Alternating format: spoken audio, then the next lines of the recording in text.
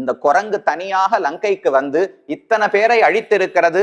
ராவணனுடைய மகன் அக்ஷகுமாரன் இருந்தான், அவனையும் ஹனுமார் கொன்று விட்டார். அப்ப ஹனுமானை கொல்ல வேண்டும் என்றுதான் ராவணன் முதலிலே தானும் ஆணை பிறப்பித்தான். அப்ப விபீஷணன் தான் யோசிக்க தொடங்கினாராம். என்னென்ன விஷயங்களை எல்லாம் யோசிக்கிறார். இப்ப விபீஷணன் பேச வேண்டும், இல்ல ஹனுமான கொல்லக்கூடாது. அவர் சொல்ல வந்தது என்ன?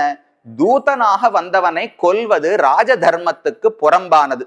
ஆனா அது எப்படி சொல்றது? ராவணனும் அதிகமான கோபத்தோடு இருக்கிறான். ஒரு குரங்கு தன்னுடைய ராஜதானிக்குள்ளே நுழைந்து சீதையை பார்த்து பேசிவிட்டு ஒரு பெரிய வனத்தையே அழித்து இத்தனை வீரர்களை அழித்து விட்டதேன்னு அவனுக்கு கோபம். இப்ப ராவணன் இடத்துல எது எடுபடும்னு பார்த்தார். ஒரு கோபமாக இருப்பவனுக்கு அவனுக்கு பிடிக்காத ஒரு விஷயத்தை சொல்லணும்னால் என்ன பண்ணலாம்னு யோசிச்சார். ஒரே வழிதான், ஸ்தோத்திரத்துக்கு மயங்காதவர்கள் யார்தான் உண்டு?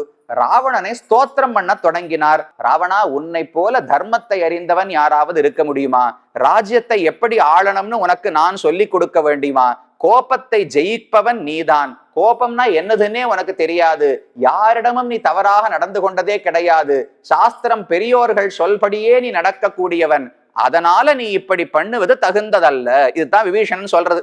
ராமனுக்கு சொல்ல வேண்டிய விஷயத்தெல்லாம் ராவணனுக்கு சொல்லி எல்லாம் பொய், ஒரு உண்மை கூட கிடையாது. நீ இப்படிப்பட்டவன் அப்படிப்பட்டவன், உன்னை ஜெயிக்கிறதுக்கு ஆள் கிடையாது, உனக்கு புத்தியை யாரும் சொல்ல வேண்டாம், நீதி எல்லாம் அறிந்தவன், இவ்வளவு பலசாலி, எல்லா நன்மைகளையும் பொய்யாக சொல்லி நீ இப்படி ஹனுமானை கொல்வது தவறு.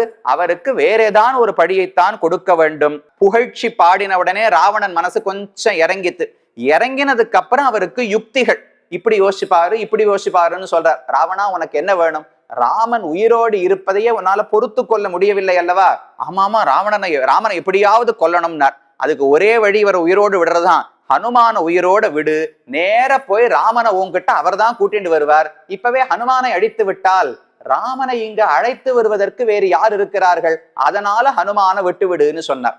அப்புறம் ஆமாமா, சரி நீ சொல்றது சரிதான், நானே பெரிய தார்மிகன், நான் சட்டுன்னு தவறான வழியில போறதுக்கு முடிவெடுத்துட்டேன். நல்ல வேளை விபீஷணா, நீ நல்ல வார்த்தையை சொல்லி என்னை நல்வழிப்படுத்தினாய், ரொம்ப சந்தோஷம், இவர் வாலிலே நெருப்பு வைக்கப்படட்டும் என்று ராவணன் தன்னுடைய எண்ணத்தை மாற்றிக்கொண்டார். அப்ப முதலிலே அவர் பண்ணது என்ன? இத்தனை நாளா ராவணனோடு சபையில இருந்து என்ன பண்ணார்னால், இதோ இந்த காரியத்தை தான் பண்ணிட்டு வர. ராவணன் அதர்மத்தின் வழி செல்லுகிறான்னு தெரியும், அவன் ஒரு நாள் நாசத்தை அடைய போகிறான்னு தெரியும். ஆனால் எதற்கு தீயவர்கள் நடுவிலே இருந்தார்னால் அது ரொம்ப பெரிய தவம். ஒரு நல்லவனாக இருந்து தீயவர்களை எப்படியாவது வழிபட்டு நல்ல வழிக்கு கொண்டு வருவது என்பது ஒரு பெரிய பொறுப்பு. அந்த ஒரு நல்லெண்ணத்துக்காகத்தான் ராவணனோடு சேர்ந்து விபீஷணன் இத்தனை நாட்களும் இருந்து வந்தான்.